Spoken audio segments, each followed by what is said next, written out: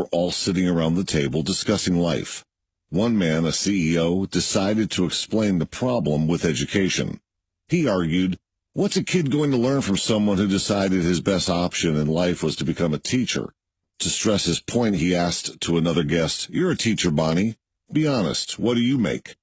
Teacher Bonnie, who had a reputation for honesty and frankness, replied, "You want to know what I make?" She paused for a second, then began. "Well, I make kids work harder than they ever thought they could. I make a C+ feel like the Congressional Medal of Honor winner. I make kids sit through 40 minutes of class time, when their parents can't make them sit for 5 minutes without an iPod, GameCube, or movie rental. Do you really want to know what I make?" She paused again and looked at each and every person sitting at the table. "I make kids wonder. I make them question. I make them apologize and mean it. I make them have respect and take responsibility for their actions. I teach them how to write, and then I make them write. Keyboarding isn't everything. I make them read, read, read.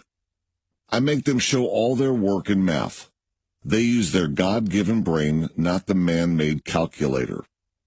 I make my students from other countries learn everything they need to know about English, while preserving their unique cultural identity.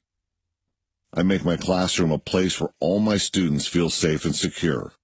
Finally, I make them understand that if they use the gifts they were given, work hard, and follow their hearts, they can succeed in life." Bonnie paused one last time and then continued. "Then, when people try to judge me by what I make, I can hold my head up high and pay no attention because they are so ignorant. You want to know what I make? I make a difference in all your lives, educating your kids, and preparing them to become CEOs and doctors and engineers. What do you make, Mr. CEO?" His jaw dropped and he went silent. Don't educate your children to be rich.